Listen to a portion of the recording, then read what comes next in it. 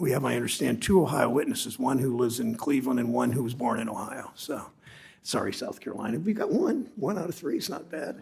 Okay. She's equal to the task at hand. Sure she is. 2 versus 1. As we begin, I'd like to take this opportunity to welcome Senator Helmy, who is not yet here, from New Jersey to the Banking and Housing Committee. We're excited for him to join us. Look forward to working with him on this committee for the next couple months. In the Old Testament, Jacob tricked Isaac and took Esau's birthright. The American public first heard of Charles Ponzi in the 1920s, so scams and frauds are nothing new in this country or in this world. In the last few years, what used to be a trickle of scams, a suspicious email now and then, has started to feel like a flood. These scams can start with a simple text from what seems like a wrong number, or they can be more devious, a call disguised to look like it's from a friend or a local bank. The most manipulative ones use artificial intelligence to disguise their voice or to mimic a family member. All of these you're familiar with. Once they've made contact, the scammers go to work. They might claim to have something in common with you. They might say they're a law enforcement agent who needs help cracking a case. They might claim to be interested in a romantic relationship or a friendship, or even say a child or grandchild is in trouble and needs your help. The scammers will use information found online or the dark web to customize their scams to their targets, an American who has worked hard and saved for retirement and their family's future. That's who usually is the target. The messages may be quick and urgent. They may be intermittent, with the conversation stretching on for months as the scammer builds a relationship. But they always end the same way, a con that drains as much of someone's savings as possible. And we know today savings, since there are fewer defined pensions and more 401ks, the targets are even more rich for these scammers. The data backs up what Americans have experienced. Scams and frauds have never been more pervasive. Criminals will use any means they can to steal Americans' hard-earned money. Wire fraud, peer-to-peer platforms, check fraud. In Ohio alone in 2023, more than $126 million in a state of 12 million people were reported lost to fraud. The stories are heartbreaking. A senior in Warren, Ohio, and near Youngstown, lost $127,000 to criminals posing as bank employees. A man in Mayfield Heights, a suburb of in Cuyahoga County in Cleveland, lost $80,000 to a fake investment scheme. One group running romance scams laundered nearly $12 million in Central Ohio. It happens across our country. The FTC says $10 billion were reported lost to fraud nationwide in 2023, an increase over $1 billion from the previous year. And we know much of this is not reported. Consumers around the country lost at least $270 million through wire fraud. Those are just the scams that are reported. We know many people are reluctant to come forward and report their losses, embarrassed to admit that they were conned. They shouldn't be. These scammers are professionals. They use all kind of new technology, harder and harder to detect, even if you try to be vigilant. These criminals want those they target to feel ashamed and to feel scared to come forward so they can continue scamming others. What these scams can and do affects Americans of all ages, but we know seniors face the greatest threat. It's not just that they may be less familiar with new technology. They're the biggest target because of their retirement savings. I've spent my career fighting for working Ohioans' pensions, but fewer employees offer pensions. More and more seniors have been forced to rely on personal retirement savings accounts built over a lifetime of hard work. These accounts are particularly enticing targets for scammers. Americans over 60 represented more than half the dollars lost to fraud in 2023. Seniors are especially reluctant to come forward. They blame themselves. They don't want to be seen as unable to manage their own finances. But no American, young or old, should ever have to blame themselves when they're defrauded by organized crime. Scammers use new technologies to stay a step ahead of law enforcement. They plan complex, sophisticated frauds that stretch out over months. They'll use fake websites that are impossible to distinguish from real ones. Worst of all, they exploit our best instincts to trust one another, to keep families safe, to act quickly in an emergency.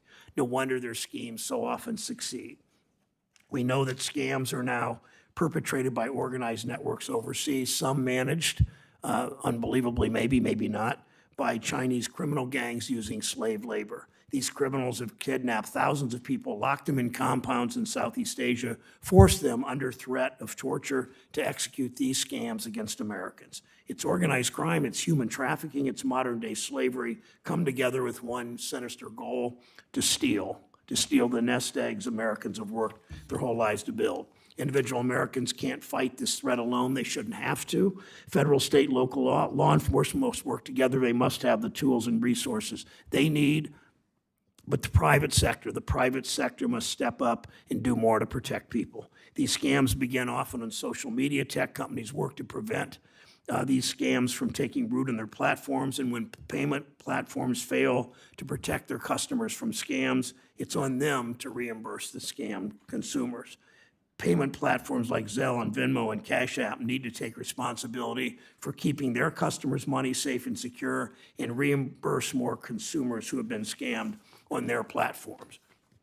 Big banks, with all their vast resources and tools at their disposal, also need to do more to identify scams and stop consumers from losing their life savings through wire fraud. And with the rise in wire fraud, the CFPB needs to use its authorities to ensure big banks follow the law and protect consumers from wire fraud. Wall Street firms, tech companies see the same scams over and over and over. We know when something threatens their profits, these big banks spare no expense to try to take it down. They ought to dedicate the same effort, I'd argue a lot more effort, into protecting the money that consumers entrust to them. Senators Hagerty and Tester have introduced a bill to strengthen protections against financial exploitation for seniors by extending protections that exist for brokerage accounts to mutual funds. I appreciate Senator Tester's work on this, and Senator Hagerty's not here yet. Communities across the country, state and local officials have been on the front lines in the fight against scams. Groups like AARP, thank you, have also mobilized to protect seniors and consumers. One leader in these efforts is Ohioan Cheryl Harris, director of the Cuyahoga County Department of Consumer Affairs. We're fortunate to be able to hear from her about her work to protect people in my state, to hear from all our witnesses about the evolving threat from scams and frauds. I look forward to continue our work. Ranking Member Scott. Thank you, Mr. Chairman. Thank you for being here today, all the witnesses. First and foremost, I want to start today by thanking our law enforcement partners at the state and the federal level. Every day, our law enforcement members work tirelessly to combat crime, including financial crime, and to protect and defend victims in every community around the country. And that's exactly what the frauds and scams are. They are crimes. And the criminals who commit these crimes should be punished accordingly. I also want to acknowledge our regulators, both at the state and the federal level, as well as our financial institutions and companies that work tirelessly to combat and prevent criminal actors from taking advantage of hardworking Americans. This includes their critical work in educating consumers on the warning signs of popular frauds and scams. The first step to stopping fraud is ensuring people are equipped with the tools to recognize the very fraud that so many of us fall victim to. Criminals are inherently looking to benefit themselves without regard for the well-being of others, and certainly without respect of the law. And unfortunately, criminals often prey on our most vulnerable, which of course would be our seniors. Unfortunately, it seems almost daily that I hear a horrible story of hardworking Americans who worked their entire lives forced to come out of retirement after having their scams and their savings wiped out by the scams. My time as ranking member of the Aging Committee allowed me to learn a great deal more about these types of crimes, in particular, the severe detriment they have on our nation's seniors. That is why I advocated to holding hearings directly focusing on these types of fraud and issued an annual fraud book to bring about more awareness of these scams. Today, I look forward to hearing from the panel of witnesses in front of us today so that we can understand the new and emerging solutions to fight this epidemic. And it is my hope that this will not simply turn into a blame game of who's responsible, whether it's the financial industries, whether it's the scammers. We need all hands on deck to solve the problem that we face today and help protect more Americans from the challenges that they have once their savings are gone. I believe, frankly, that part of the solution starts with education. And for my time in Congress, I've continued to promote financial education and financial literacy because those, as my top priorities, allows us to address the very challenges that so many Americans face. If we can help more Americans access financial education, we can help them have the tools to both protect themselves as well as achieve financial freedom. This is why I'm so pleased to have Carrie Grube Leibarker with us today. She's the administrator of the South Carolina Department of Consumer Affairs before us today, and she will share her perspective and some of the things you've been doing to help combat these challenges. I love this, ditch the pitch. Sometimes the fewer words you use, the more you actually say, the more effective you are communicating. And I will say in a world that is, unfortunately, moving at a faster pace, the longer we have to listen, sometimes the less we actually absorb. And so ditch the pitch gives us at home in South Carolina an opportunity to learn ways to reduce the impact of scams and frankly to detect them quickly and perhaps avoid them altogether. Our nation's seniors are not only the ones affected by these crimes, and these criminals are looking for new targets every single day. Criminals are unfortunately smart and agile. Just like we are working to use new technologies to drive efficiencies and choice, criminals are using new technologies to pad their own pockets at someone else's expense. That's why we must adapt and continually work to innovate. We must also work to educate and combat criminals using these same technologies for ill gain. And let's not forget what we heard in February when this committee examined check fraud. Old technologies are also being used to exploit in an increasing frequent manner. I'll close like I started. I'm grateful for the work of our law enforcement, our regulators, and our financial institutions, what they're doing together to combat and prevent financial crime. And I'm really proud of the good work being done to better educate people of all ages on the fraud and scams they face. Today, I hope we hear ideas on how we can improve our technology, our education, and our approaches to stopping these crimes, all the while making sure we are not incentivizing new or additional criminal acts. Thank you all. Thanks, Senator Scott. I'll introduce today's witnesses. Amy Knopfziger is the Director of Fraud Victim Support for the ARP Fraud Watch Network. Welcome. Carrie Grube Leibarker is the Administrator and Consumer Advocate of the South Carolina Department of Consumer Affairs. Welcome, Ms. Leibarker. Cheryl Harris is Director of the Cuyahoga County Department of Consumer Affairs. Thank you all for being here. Welcome. And Ms. Knopfziger, please proceed.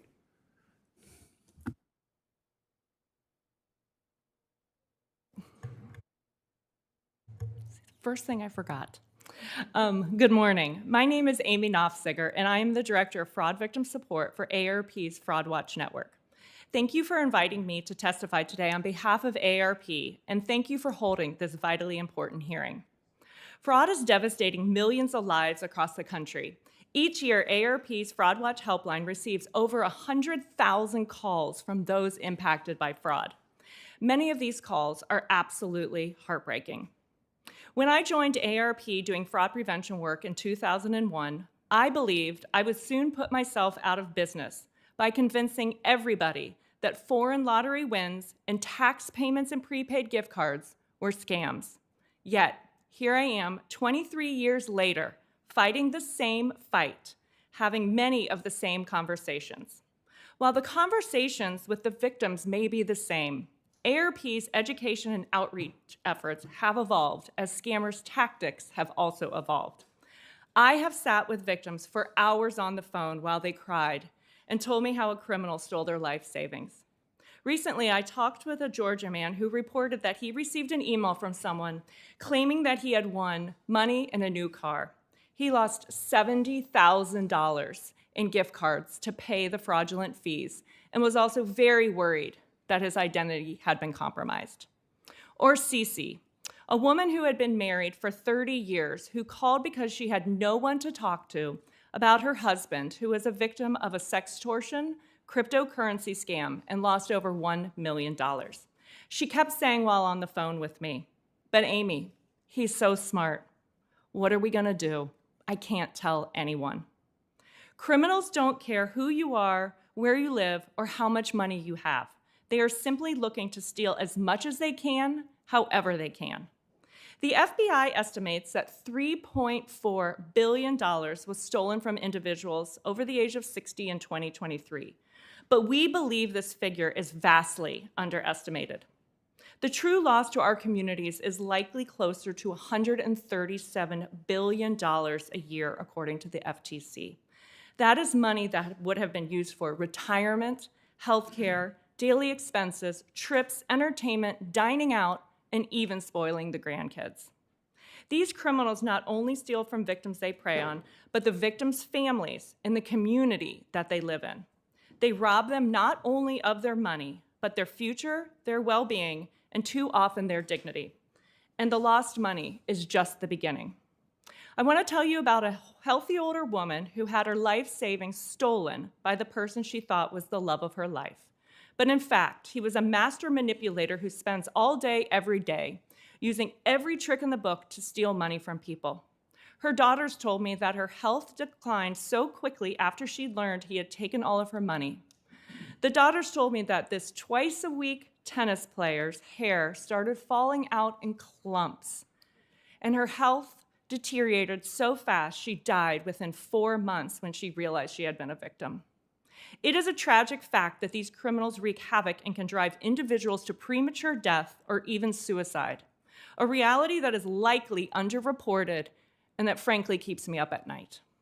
Because of this, we must adapt our approach to combating fraud, just like the criminals are adapting their approaches.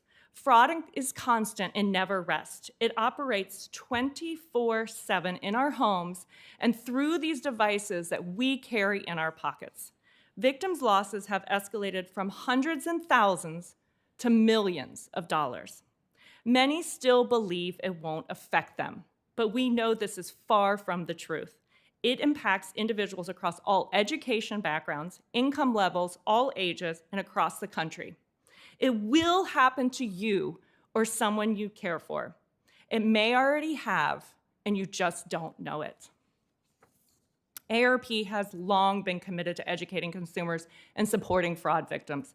Together with thousands of AARP fraud volunteers across all of our state offices, those who volunteer on our Fraud Watch Network helpline, and the dedicated staff of the Fraud Watch Network, we will continue this fight. We look forward to collaborating with you to raise awareness about fraud and to develop effective solutions that protect and support victims and their families. Thank you for your attention to this critical issue, and I look forward to your questions. Thank you, Ms. Nofziger. Ms. Leibarker, welcome. Thank you very much, Chairman Brown, Ranking Member Scott, and other members of the committee. I appreciate the opportunity to provide comments to y'all today on this important topic of protecting seniors and others from scams. I am Carrie Gruby Leibarker, and I get to serve as the Administrator and Consumer Advocate for the South Carolina Department of Consumer Affairs. With me today as well is Kelly Ransford, our agency's Deputy Administrator and General Counsel. The department is South Carolina's consumer protection agency. Overall, our mission is to protect consumers from inequities in the marketplace while giving due regard to those businesses that act honestly and fairly. One of the many roles we have at the department is to receive scam reports. The top 3 scam categories often encompass the purchase of a fake good or service or a lottery or sweepstakes scam, and the largest group of folks filing a scam report is in the 65 to 74-year-old range. The reports we receive help keep us informed of new schemes and tactics used by scammers. A fraudster's goal is the same. They're all trying to separate a consumer from their hard-earned money or their personal information. But there are often new types of schemes that pop up, the romance scam being one of them, and a new twist, like requesting payment via a mobile app. As technology evolves, so do scammers' methods. New technology has helped their schemes seem more legitimate. A common tactic used is spoofing. We initially saw this with telephone numbers, making it look like somebody else was calling or sending a text message, and now spoofing applies to all forms of contact: fake website, a fake email address, hijacked or fake social media, and computer pop-up messages. Security breaches and scams often go hand in hand as well. In this digital age, our personal information is unfortunately more accessible to bad actors, and information stolen in a breach can help make a scheme seem more legitimate. In 2023, the department received reports of 130 breaches affecting over 3.2 million South Carolina residents. And for context, we currently have approximately 5.3 million residents. The department actively tracks the types of scam reports received and uses the information for our outreach efforts. Education is a core component of our mission, and we recognize that it truly is the best defense for avoiding becoming a victim. Our outreach and educational efforts span traditional and non-traditional media distribution. We've adapted to technology and became the first state agency active on the Nextdoor app.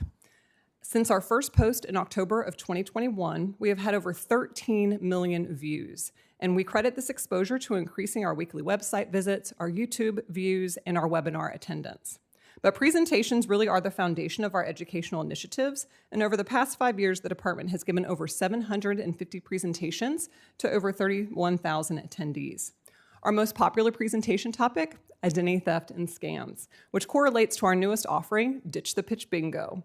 Each number called during the game has an educational tip on spotting or avoiding scams, and this idea came from a meeting with the U.S. Attorney's Office when they introduced us to the Pennsylvania Department of Banking and Securities Investment Fraud Bingo. We decided that our number one publication, Ditch the Pitch, would be a great template for the bingo game, and it has taken off. The department first released Ditch the Pitch in 2015. The guide addresses common scams, how to avoid them, and what to do if a consumer reveals their personal information to a scammer. Since 2019, we've given out over 50,000 guides and have had other states and countries reach out and ask for permission to use the content for their own education. This extensive outreach would not be possible without the help of partner agencies and organizations. We can create great, helpful content all day long, but efforts are futile if we don't get them into the hands of those who need it most. Our recent release of our updated Ditch the Pitch is a great example of leveraging partnerships.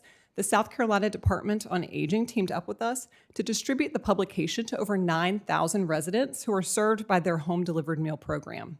In addition to state agencies, we partner with local and federal agencies as well as private organizations. Another example of a fruitful partnership is with AARP and their teletown halls. We're able to educate thousands of their South Carolina members in one sitting via an interactive conference call.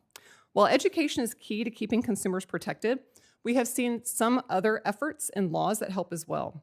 One example at the federal level is the FCC's STIR/SHAKEN framework. From 2019 through 2023, 57% of consumers reporting a scam to the department were contacted by phone.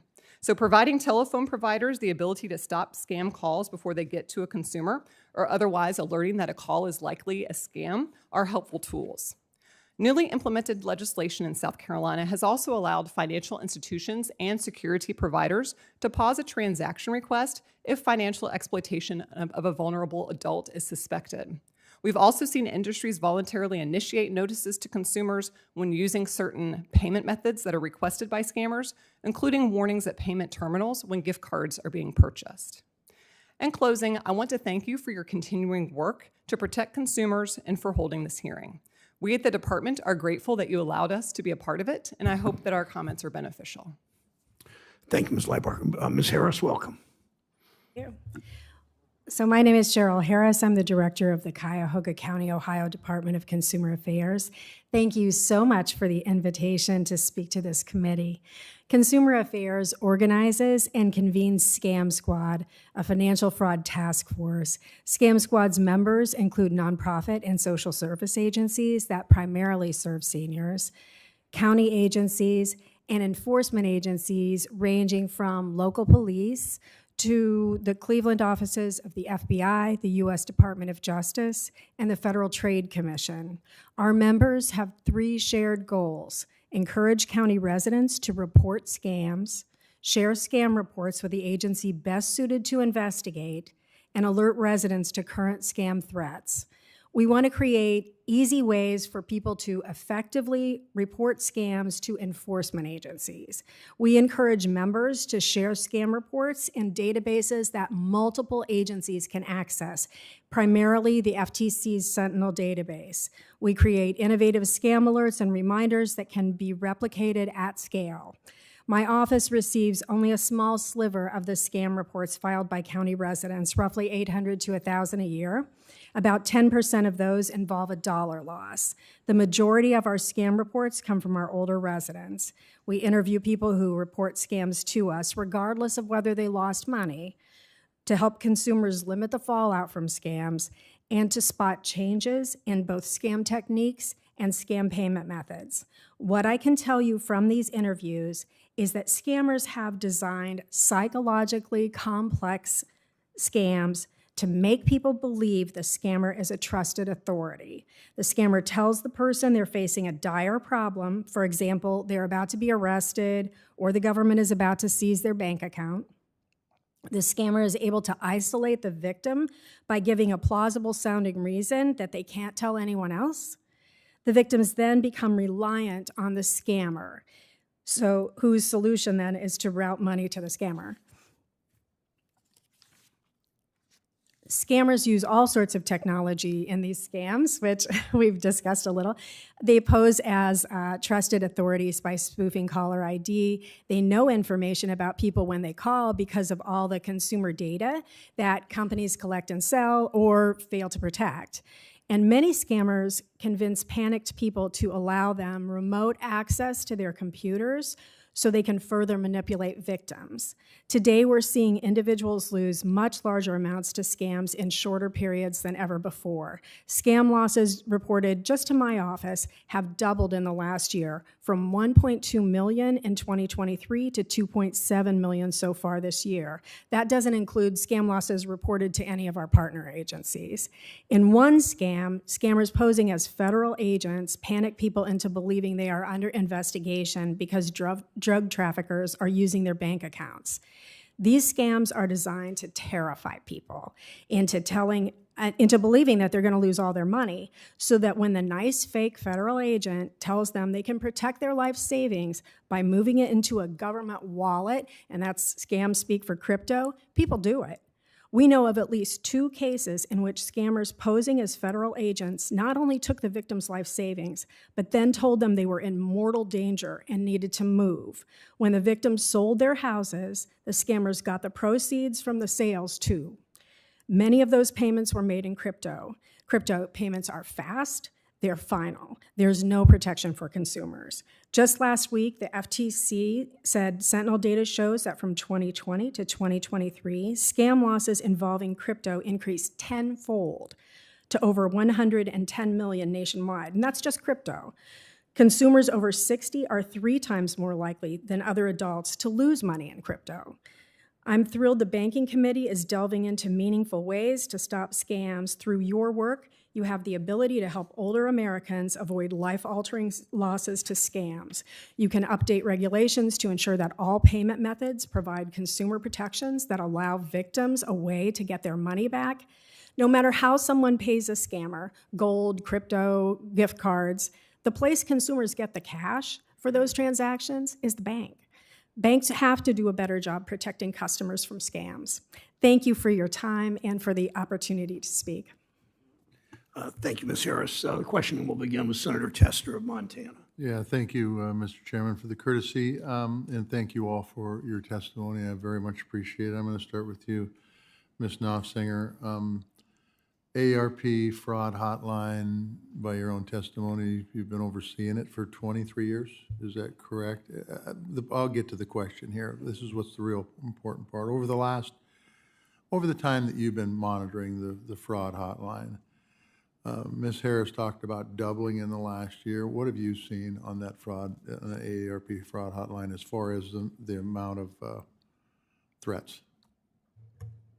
Thank you so much for that question. We've absolutely seen a significant increase in threats, but I also want to say we've seen an increase in reporting, and I think that's really important because when I started 23 years ago, we weren't getting reports. People were still being victimized, but they were doing it alone, and they were not reporting it to law enforcement, to us, to any of my partners here at the table. And that, to me, is what's encouraging, that people are reporting it, because we need to know what's happening so we can take action to fight it. One of the things that's happened, and I serve, and so does the chairman of this committee, serve on the Veterans Affairs Committee, is I get contacts from, actually, it's usually from family members of a member who has been scammed. And when we've reported it to law enforcement has come in and they refuse to acknowledge the fact that they've been scammed. How often does that kind of situation happen? I think it's happening a little bit less than we think it is. Okay, good. Yeah, from what I know from talking with victims when they do report it to law enforcement, Right.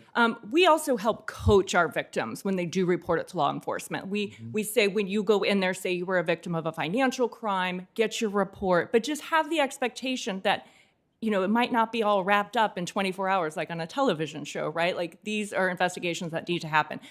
But the most important thing is that people do report it to law enforcement and that we work with our law enforcement partners to help them accept those reports.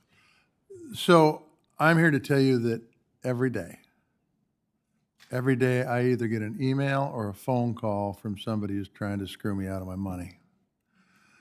So, and a lot of these folks aren't in the U.S. Some of them are from Russia, China, Eastern Bloc. How can the consumer stay ahead of this? And by the way, the same thing with the financial folks, the banks, the credit unions, all those folks. How can they stay ahead of it too? Because it's never ending. I mean, it drives my wife crazy when I actually answer those fake phone numbers and they call up. And I graduated from college 46 years ago. It was a time when my parents could pay for my college, so I have no debt. And they proceed to tell me how much debt I have for going to college. And I'm positive it ain't about because they're nice people. It's because they're trying to take money and not work for it. So tell me how consumers and financial institutions can stay ahead, and that's open to all three of you. Go ahead, Ms. Knopfsinger. Thank you for that question, and you're absolutely right. I mean, that is one thing that has drastically changed the game of fraud, if you want to call it that, in my 23 years doing this, is the device that we carry in our pockets. These criminals are accessible to us 24/7, and we do need to take control back of these devices that we call phones, but are essentially mini computers that we carry in our pocket. And we need to understand that wherever we are online, the criminals are online waiting for us. There is built-in technology in a lot of these devices to block unknown calls, but people are not adapting it, and we got to God, get show the me how to do that. I will would you? talk to you afterwards. But that's exactly what we need to do, is we need to take control back. So what about the calls that I get from my neighbors that aren't my neighbors? Is there ways to block those too? Absolutely. If they're not in your contacts list, you can set it up to have any unknown number that's not in your contacts go directly to voicemail. But it's, again, this is where we need to do some protection barriers in our own lives to protect ourselves. And I'm sure my co-witnesses have some comments as well.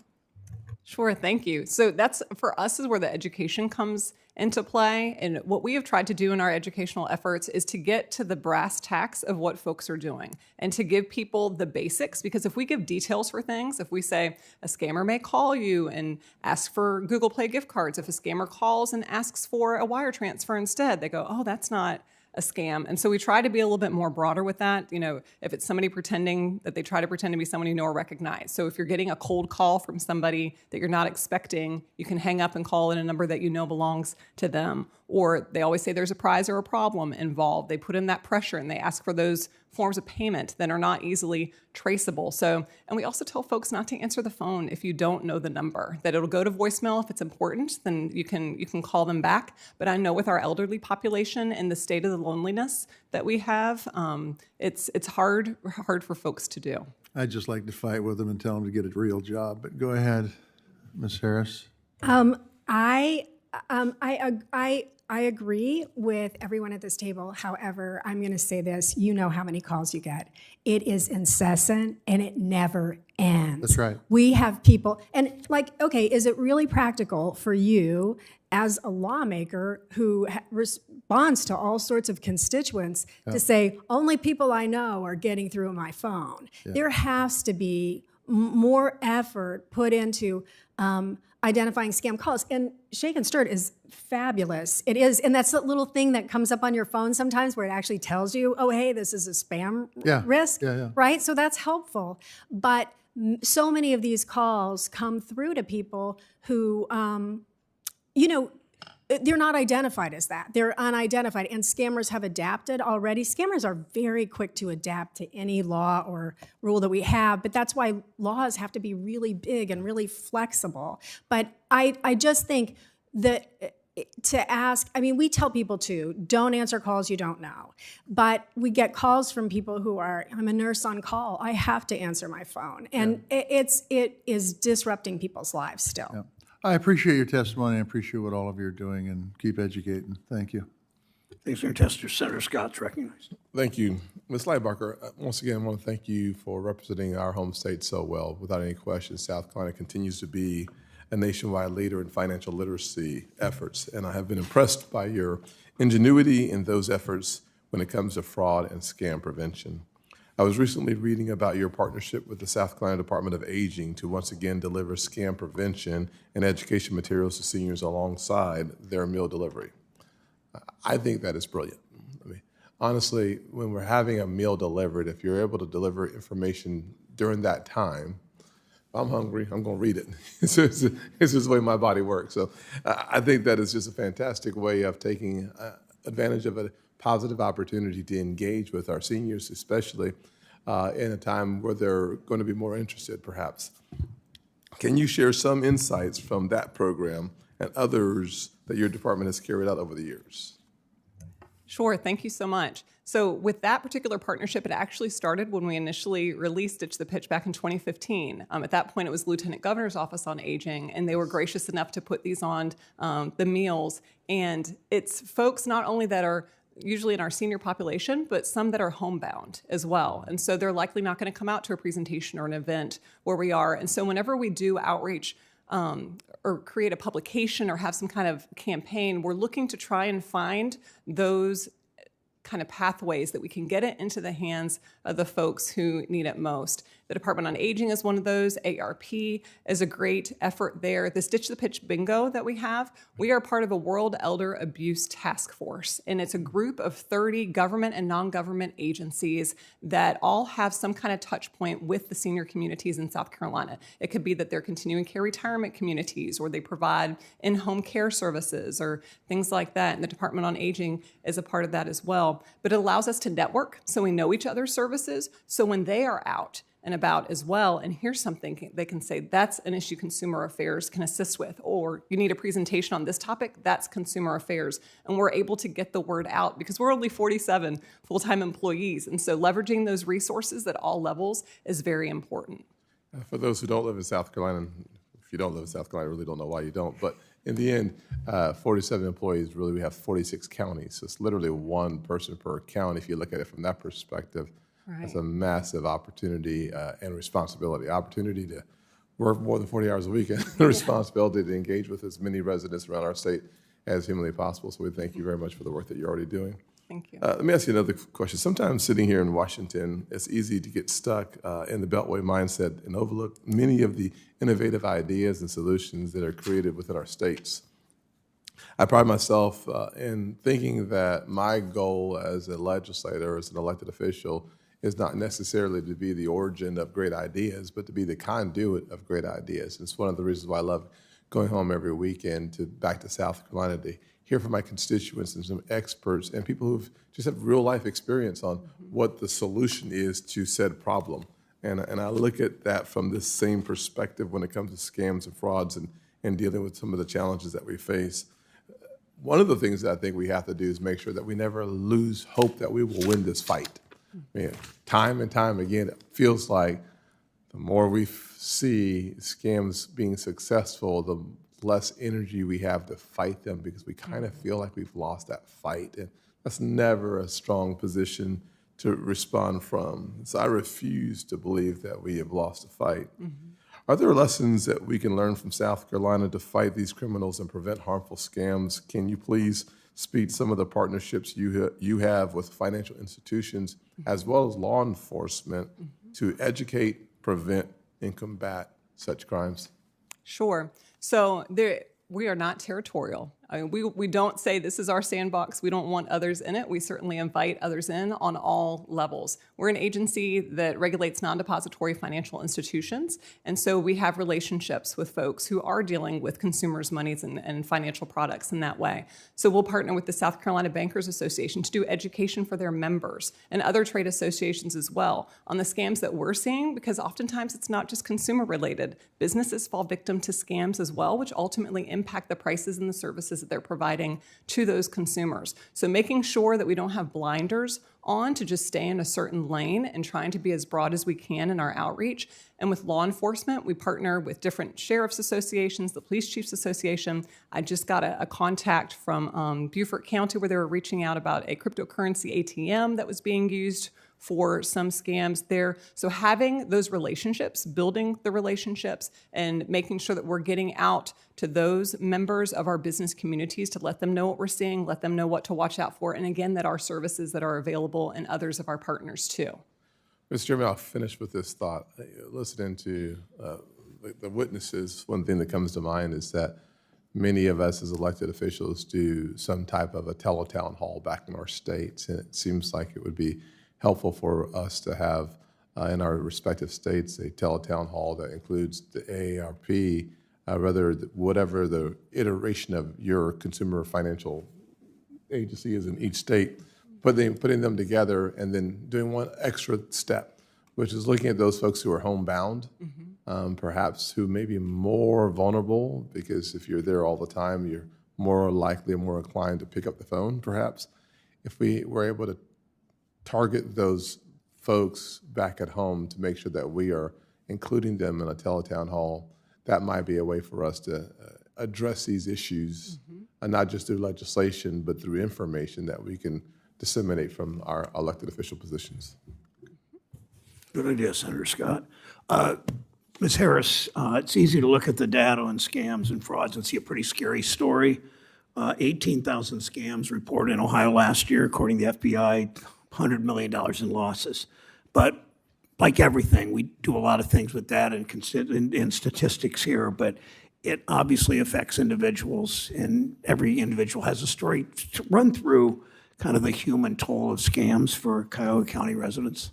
Well, you know, when scammers are able to, you know, to take a huge chunk of someone's life savings, it really is life-altering for them. First of all, they had saved money for their retirements, as you had mentioned, and it's no longer available to them. Second of all, there is a lot of strife within the family. Grown children are very upset when older people lose money to scams. We all have this picture of what scam victims are supposed to be. They're like super vulnerable people who aren't anything like us, you know, aren't running around doing errands, doing work. But the truth is most scam victims are very much like us. They're vibrant people living lives. And these people who have savings set aside, they plan to use it through their retirement, and now it's gone. So what we see is then grown children having to take money out of their savings, out of their kids' college funds to help their parents who were really well set, help them do daily expenses, because now they're living check to check. In addition, you know, I think, you know, it's a great point that this causes depression in older people. It's traumatizing to realize that you believe something so fully that you handed over your money to someone. And it's hard for us to get our heads around how we as thinking people could do that, but it happens to people all the time. And it happens to young people as well as old people. But it's truly devastating, and it rips families, really rips them apart. Thank you for sharing that, similar to what Ms. Nofziger said. Ms. Nofziger, Americans know to use common sense about scams, to ignore fish emails. People are pretty good at that, I think. But I'm concerned that scammers are getting more sophisticated, more professional, more high-tech than ever, making it harder for people to protect themselves. How are the risks of fraud and scams changing? And in your experience, what have you seen with technology and more sophistication? Thank you for that question, Senator. In my opinion, a scam is a scam and a fraud is fraud. So even with the onset of technology, still at the basis, what they're after is your money or your personal information. And so what we really try to do at AARP is help people understand what the ask is. So don't get caught up in all the nuances with technology or AI or whatever it is. But I will say one of the biggest changes I've seen with technology is how fast these criminals can get our victims' money, particularly with the onset of cryptocurrency ATM machines that are located across this country.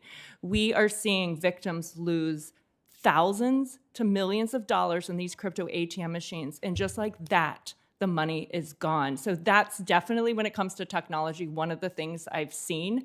But again, fraud is fraud, and we just need to listen for the ask. If they're asking you for personal information or money, it's a scam and run away.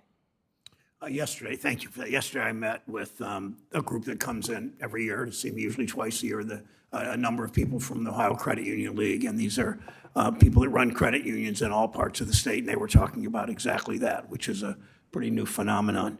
One last question. Ms. Harris again, thank you. You point out Americans are busy. Their jobs, kids, grandkids, not thinking about someone trying to scam them. Who is better positioned to detect and stop scams on payment platforms, consumers or the companies themselves? Well, I'll tell you something. I think of scammers like spiders. They're spinning this incredible, deceitful web, and consumers get caught in that, and they get wrapped so tight in the story, they often cannot extract themselves. And we know, because we try to do, if we hear from a family member, we'll try to extract someone from a little longer term scam, and it is hard.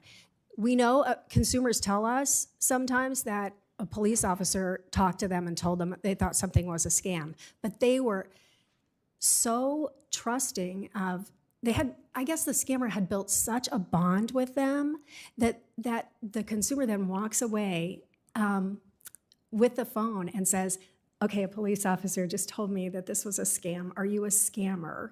And the scammers will say something like, that's a local cop. This is federal. They don't understand what we do. I mean, they have an answer for everything. But what you should know is, even in these one and done kind of scams, and I mean like, an arrest scam. We're going to arrest you because you failed to show up for jury duty, right? Those people are, they're on the phone with scammers, keep them on the phone for 3 and 4 and 5 hours. They are so wrapped in this story, they are incapable, in my opinion,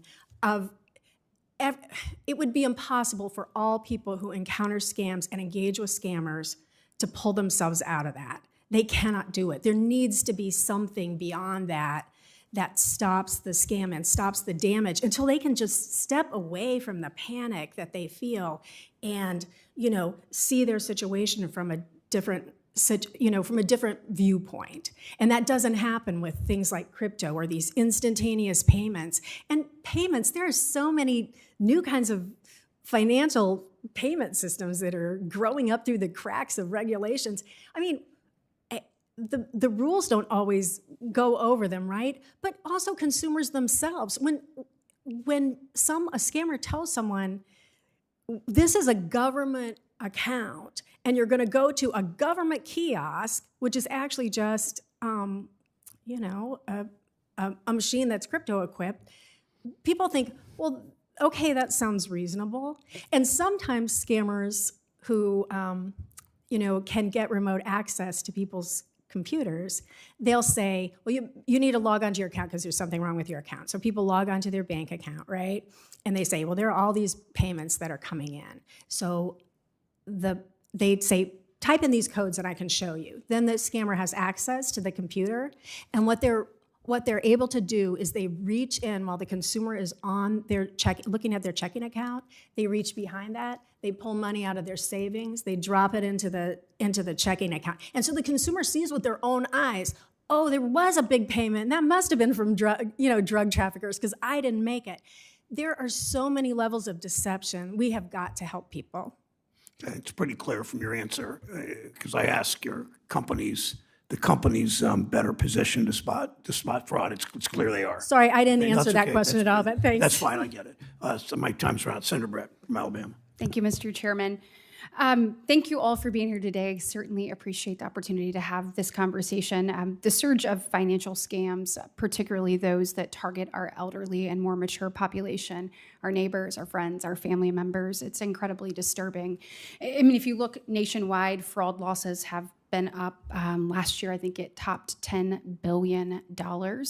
I mean, if you look at the state of Alabama, we were, I think, defrauded out of nearly 74 million, which was up from the 55 million the year before. I mean, it's staggering. And we know with the benefits of new and more efficient means of payment also come risk with criminals using these technologies to truly prey on Americans. And according to the Alabama Securities Commission, in 2016, there were actually 23 cases of elder fraud abuse. If you look back last year, there were 159 cases reported. And then if you look at this year, just in the first 9 months of the fiscal year, there were already over 250 cases reported. So it is clear that we must be doing more. We must be more diligent. We must do better in educating our population, particularly the elderly population, with regards to everything from romance schemes to sweepstakes schemes to impersonations that ultimately let them become victims. And that's what we're here to talk about today. So I want to make sure that we are enabling law enforcement. I want to make sure that we're doing everything that we possibly can. And Mrs. Liebarker, I'd like to start with you. As we know, criminals are constantly adapting and finding new ways to reach and manipulate Americans out of their hard-earned dollars. They're not just scammers operating off of a computer in a basement anymore, but these are large-scale operations and entire business models that are actually created to defraud people. In South Carolina, how is your department keeping up with the ever-growing list of schemes being used to target the older population of Americans? And what are the general themes that you are hearing from victims that you speak to?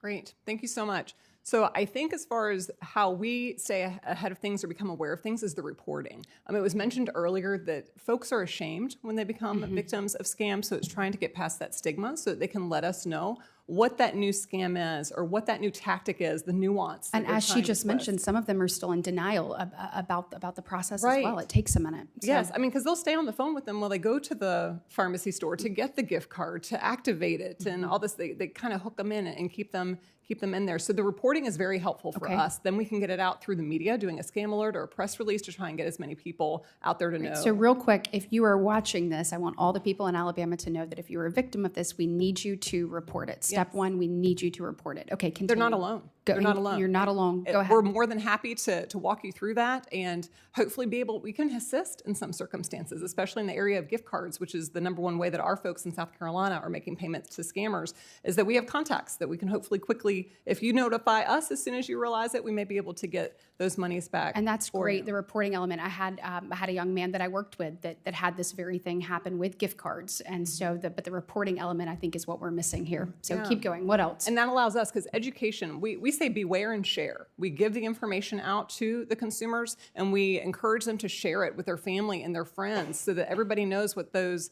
red flags are of the scam and where they can go to for those resources to spread that word, because we certainly can't do it on our own. And can you tell me what type of educational outreach that you're doing there in South Carolina to let people know of this? Obviously, we need people to report it. Then you mentioned putting some type of red flag out, but can you tell me what else you're doing from your department to educate people on this? Sure. So presentations, in-person and webinar is our number one go-to. Okay. It's that face-to-face. I mean, we have our Ditch the Pitch Guard Against Guiding Scams. It's our number one publication that we release that kind of gives the pitch that a scammer will use and top tips on how to defend against that scam and then what to do if you do give your information to a scammer. And so us being able to get out there and spread that information is really helpful. And then the webinars too, makes it very easy for us to do that. But the partnerships really is a huge way to disseminate that information and to make sure that everybody knows what everybody else is doing and where they can refer folks to. And again, get it out to the masses. Absolutely. And in my last few seconds here, we're going to try to push this out to as many Alabamians as possible. Can each of you give a piece of advice to my constituents about how to be vigilant in this area?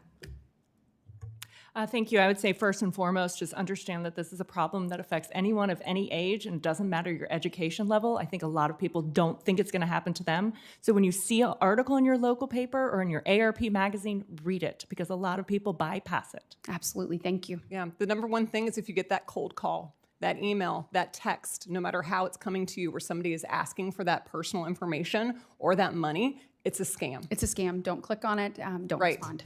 It doesn't matter who they say they are. Got Cut it. off the communication, reach out directly to who they say they are with the phone number that you know belongs to them. Thank you. Thanks, Senator Brett. Senator Warner of Virginia's recognized. Do you mind if Oh, I'm while sorry, we're I'm trying to sorry, get sure. some good information out for the I constituents? was Thank just you. going to say, we would really like people to already have a list available to them by their phone of people they can check with. Okay. Places that they can call. So if you get a call and it's asking you for money, it's a scam, but sometimes it's hard for people to recognize that. So if you're asked to make a big decision in a very short period of time, then have numbers of a friend, have numbers of your local police department, have numbers of the Consumer Protection Agency near you. If you have those in advance, you are more likely to dial those numbers to get help than before you step deeper into that scam. That is great advice. Thank you so much. I appreciate what y'all are doing. Thanks, Senator Warner, Virginia. Thank you, Mr. Chairman. Appreciate you doing this. And, I think all good advice. I appreciate all of that. I know in Virginia, according to the FBI's Crime Compliance Center, scammers stole more than $64 million from Virginians over 60, about 2,500 cases. I'm going to cite a case in Virginia, but it kind of brings back a little bit of memory to me. I remember when my dad passed away, and he'd actually told me a little before, and this a couple years back. I'm not sure it would be formally scams, but he'd been on the line buying kind of penny stocks of mining operations that sure as heck I don't think are SEC sanctioned. So this is not a new phenomenon. I do think with the technology tools, it's gotten a lot worse. Matter of fact, a lot of this came to attention because there was a gentleman in Virginia named Larry Cook, retired Navy captain. I think probably in you all are aware of this case. After suffering from a stroke in 2019, he became victim of an international phishing scam, and initially stole 49 grand from him. Time of his death, he'd made 74 additional wire transfers, $3.6 million. Allowed the General Assembly in Virginia to pass something called Larry's Law that has improved. We've actually done some of that already in the federal legislation that was passed years back, which was a piece of this, and I think this will, I'll start with our Ms. Harris and Ms. Leibacher, to make sure that our financial institutions, our employees are better trained to spot some of this behavior. How do you think we've done on that? And is there more that we could do at the federal level? Yeah, I think to require banks and financial companies to actually educate tellers.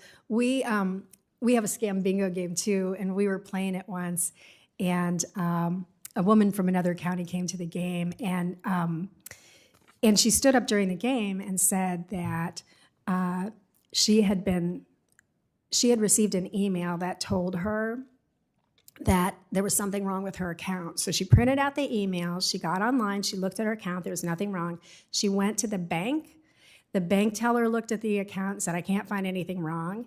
And she showed her the email. The bank teller called the scammer's number on the email, talked for a minute, hung up the phone, circled the number, handed it back to her and said, oh, you need to call them to work it out. Wow. I mean, they're just, I understand that banks have a lot of turnover, and I know they're trying very hard. I got it. Let's go to, because I want sorry. to try to get 3 questions in. Yeah, education and awareness is important for consumers, but the businesses as well. When they're on that front line where the consumer especially is coming in and having that face-to-face communication, they're in a great position to be able to talk to the consumer from that side of things, try and get past that emotional component that was talked about earlier, but then also they know what red flags are, right? We have some of those at the levels, at the federal level for identity theft, but it would be great to have some for the scam component. I wonder as well, since the Larry's Law case in Virginia, the scammers were actually based in Thailand.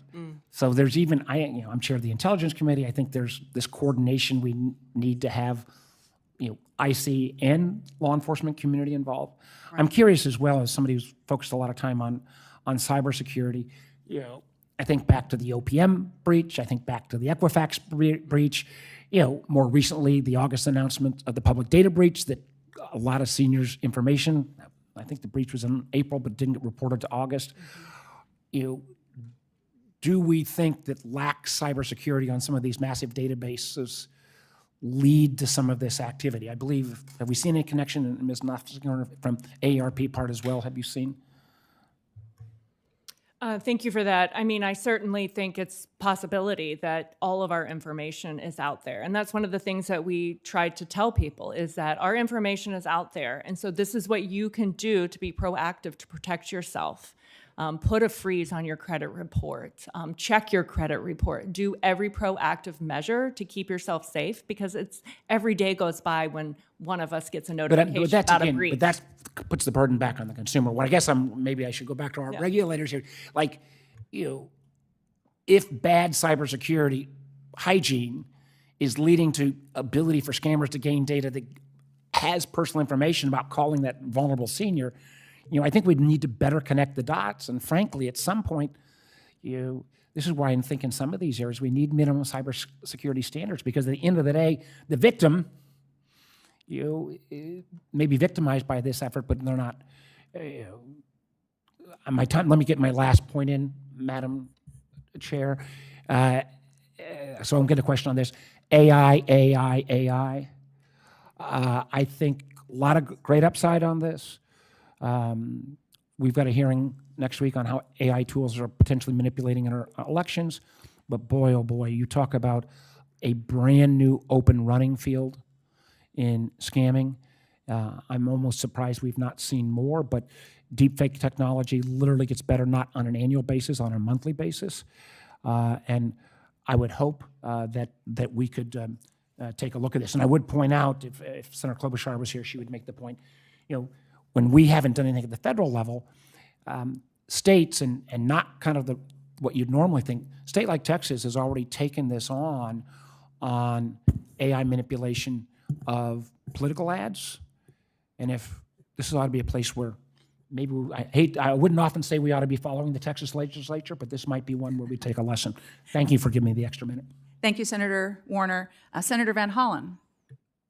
Thank you, Madam Chair. Thank all of you for your testimony. And all of us have stories to tell about what's happening in each of our states, because this, of course, has been a terrible sort of national phenomena, the defrauding of Americans, these scams, and especially targeting seniors. According to the FBI's annual crime report, almost 2,000 Marylanders over the age of 60 lost a combined $72 million due to fraud in 2023, with the top 5 most common crimes types including government impersonation, investment scams, and romance schemes, among others. And I know this is a pattern that you're seeing around the country.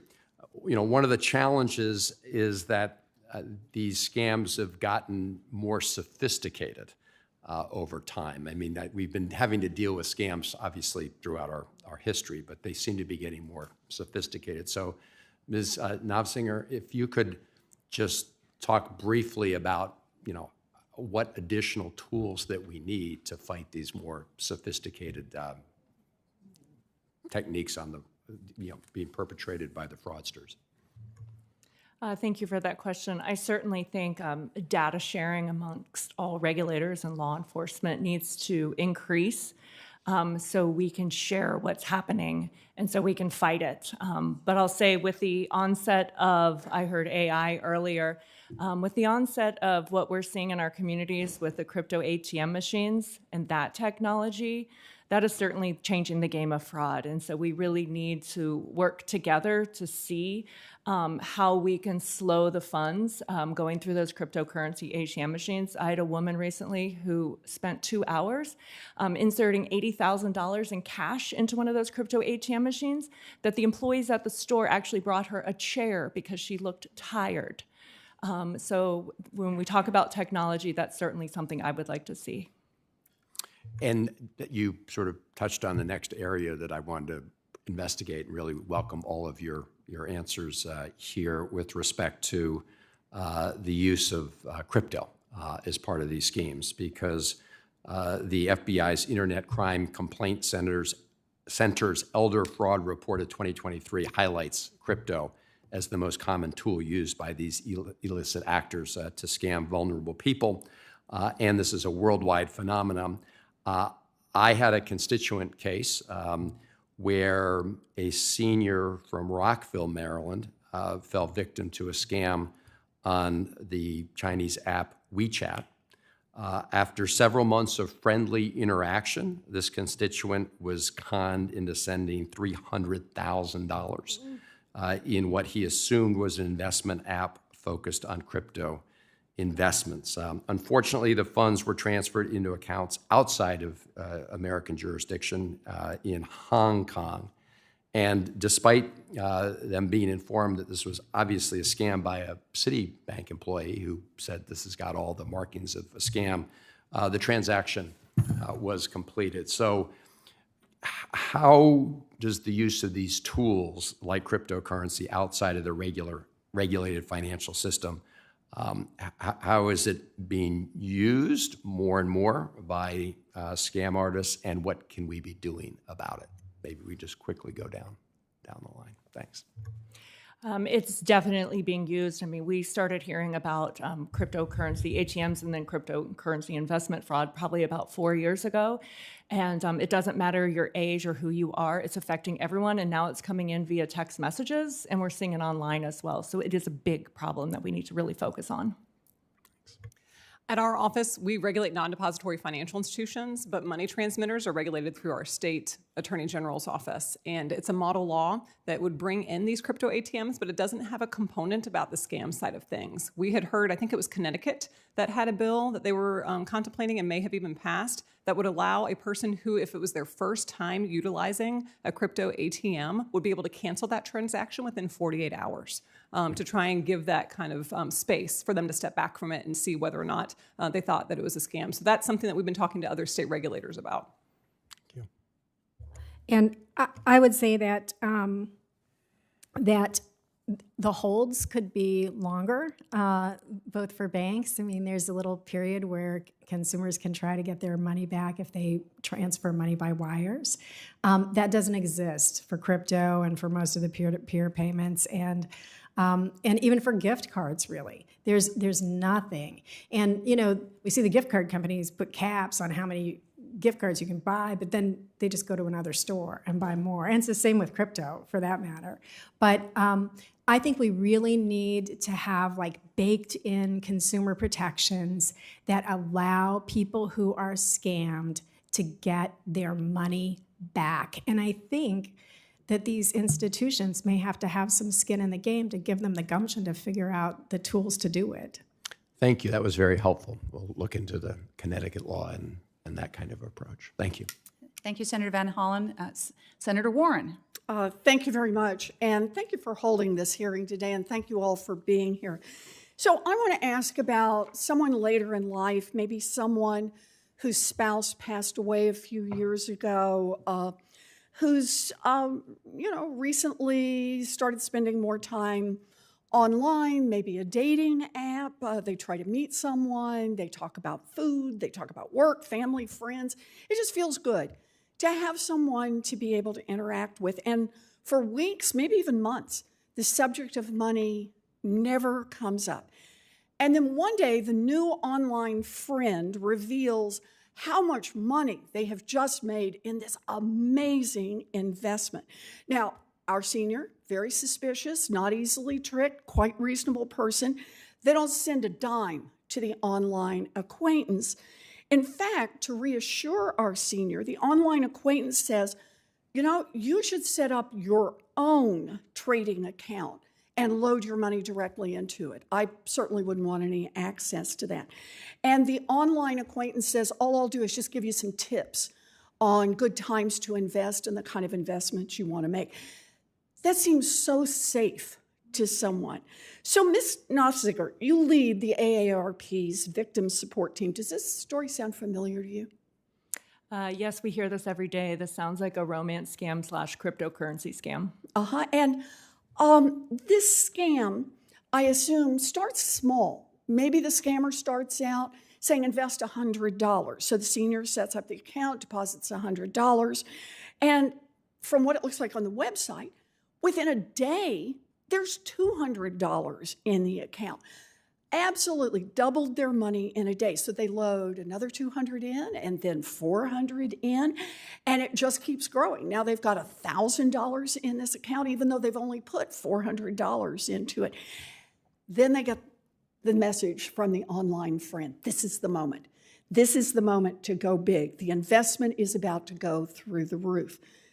So our senior withdraws money from their retirement account, puts it in this great new investment, and over a few months' time, our senior has now invested $300,000 on this website, and it shows them that the $300,000 has ballooned to $3 million. Of course, the senior doesn't know it yet, but the dashboard is entirely fake. There is no $3 million. And of course, the $300,000 has completely disappeared. So, Ms. Nofziger, when do the victims discover that they have been defrauded? It depends. I mean, sometimes they'll try to withdraw that money and they'll say, oh no, you have to pay another $5,000, penalty fee or taxes. And so the victim thinks, oh, well, it's another $5,000 at this point. I already have $3 million. Why not? So they'll put that in. And then that's when the doubt starts to seep in. But unfortunately, we have heard on the helpline that people don't realize it until every single penny is gone. Right. And this is why I think it's so important to underscore this. I'm all for being able to get your money back in 48 hours, recognizing that's better than no time at all. But we're talking about the money has disappeared weeks earlier, sometimes maybe even months earlier. And the story I have told is not just a hypothetical. This is based on countless true stories, including one specifically from a victim in Massachusetts. According to the FBI, Massachusetts residents lost $85 million to romance or fake investment scams last year alone. In the last 4 years, consumers around the globe are estimated to have lost $75 billion. So, Ms. Nofziger, once the crime has been reported, is law enforcement able to get the money back for victims? We certainly encourage every victim to report to law enforcement, but law enforcement tells me it's very difficult to claw that money back because usually it is sent on a digital currency platform and it's also sent overseas. And as you said, oftentimes it's not reported in a timely manner, but we still always encourage to report. So what more can the federal government do here? Thank you. I think there's better coordination, better data sharing, and I think there's just maybe more resources and education that we need to put into law enforcement to understand how this money is being sent and to understand it because this is such a new technology. I mean, crypto is fairly new to a lot of people. So let me just make sure I'm understanding your last point there. These happen using crypto, is that right? And so are you suggesting that maybe better regulation here would be useful? I'm not sure if I'm suggesting that, but what I'm saying is I think there's just a lot of misunderstanding about what crypto is, where it's going, how it's being used. I certainly know that a lot of the people who call our helpline don't even know it, even though they're investing in it. Okay. So we need to do more to shut down these criminal gangs and to help the hardworking Americans who are losing their life savings to these scams every day. And I appreciate the work that all of you are doing. Thank you. Thank you, Madam Chair. Thank you so much. Senator Helmy, welcome to the committee. Thank you, Chair. I appreciate being here and appreciate this being my first opportunity on the committee and to speak about the timeliness of this issue. Literally this morning, one of the first calls I took was from a consumer protection advocate in one of our more populated county talking about this hearing and what she is seeing in seniors in Hudson County, New Jersey. So to Ms. Nofziger, thank you for being here and for the work you're doing, especially what your organization is doing in New Jersey. And to Ms. Lieberker and Harris, thank you for your service and the ever-growing, unfortunately, importance of your positions. I would just pick up a thread that was left about this importance to New Jersey. According to the FBI's most recent IC3 Elder report, New Jerseyans reported over $100 million in losses to scams and frauds, predominantly among our elder community, which is a huge sum to anybody, but specifically as you talk about fixed income communities, it's a massive amount. Ms. Knopfsinger, if I can ask you, earlier this year, there was a massive data breach at the background company, National Public Data. In my opinion, rather underreported, given that as many as 2.9 billion personal records may have been exposed with names, addresses, social security numbers, and other personal information. As law enforcement works to determine the extent of the breach, it's obviously imperative that as many Americans as possible, especially our seniors, take steps to protect their financial accounts and their credit. If I may ask, what is AARP doing to inform our seniors of the breach and to inform them of steps they can take to protect their credit? I would ask you, additionally, what more can Congress or state houses be doing to help as a part of the information process, providing best practices to this community and tools for technical assistance for monitoring and reporting of suspicious activity? Thank you. Certainly. Thank you for that question. Anytime there is a data breach, the calls on our FraudWatch Network helpline spike because this is very concerning to a lot of Americans and primarily older Americans when they get notification that their information is out there. So we certainly work one-on-one with them and help them through that process. We help them understand how to check your credit report, freeze your credit.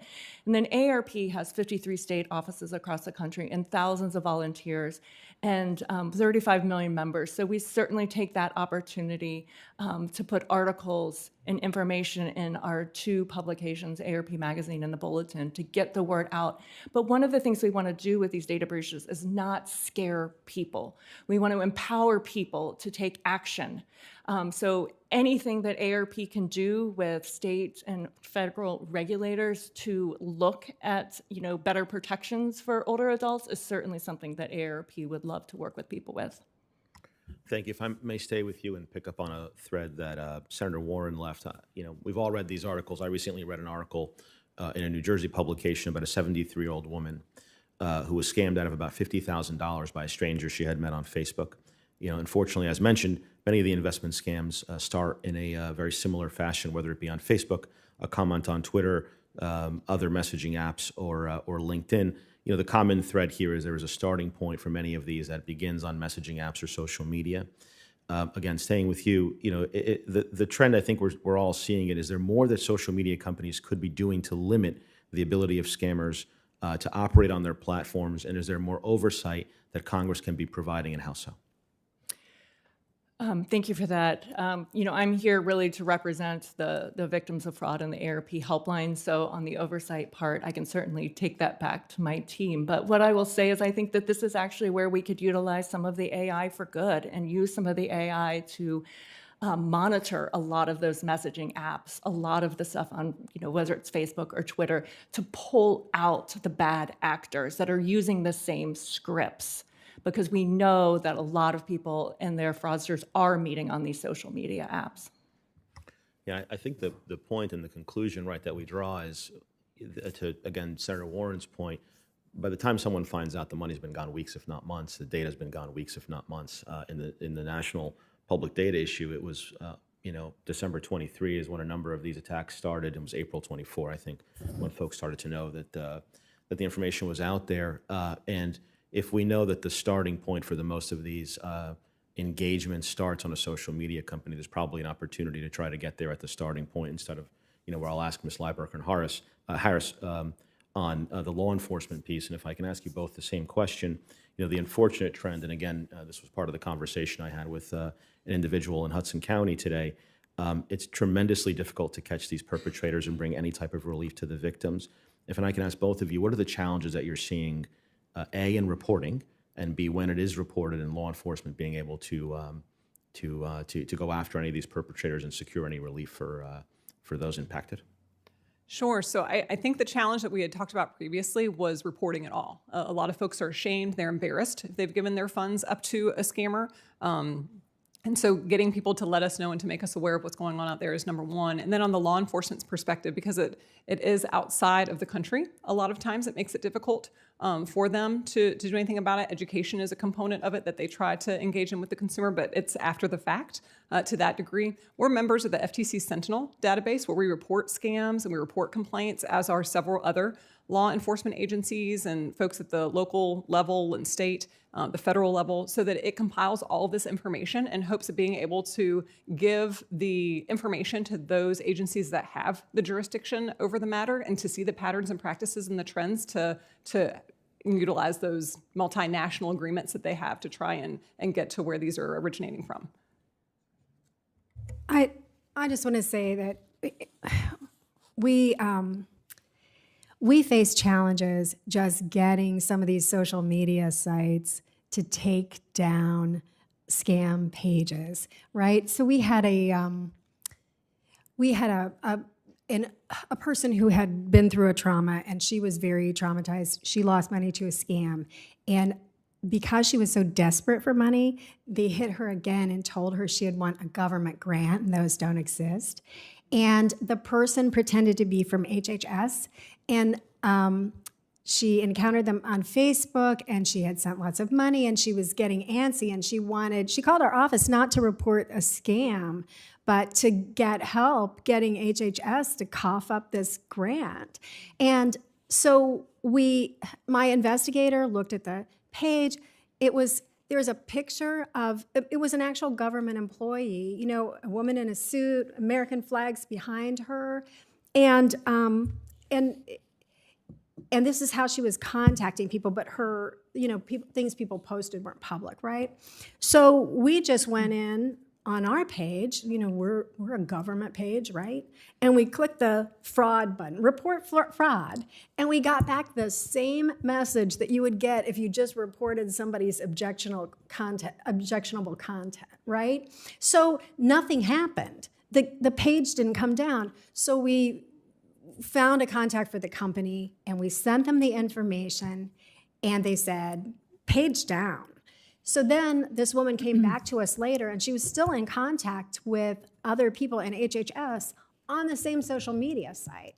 And so we looked for the same, we just did a search for the same photo, right? We're not AI, we're just people looking up photo images, find, you know, 10 more pages with that photo, and more sites also claiming to offer HHS grants. And I just want to know if there are algorithms that predict everything in there that allow these sites, why not aim them at fraud? And why not give, you know, consumers and agencies a meaningful way to, you know, when they report fraud, to have those things immediately taken down to avoid harm to consumers? Thank you. Thank you, Senator Helmy. Would you like to wrap up? We're about 3 minutes over, so we need to wrap up. Thank you. Chair. Thank you all. Thank you all. I'll just note Senator Van Hollen's leadership on some issues on bringing more resources to states to help combat some of this. Thank you, Chair, and thank you to Chairman Brown. Very important hearing, and I appreciate being a part of it. Thank you. Thank you. Thank you so much. Well, I want to thank all of our witnesses for being with us today. For senators who wish to submit questions for the record, those questions are due 1 week from today on Thursday, September 19th. The witnesses will have 45 days to respond to any questions. So thank you very much to all of you for this great hearing. And with that, this hearing is adjourned.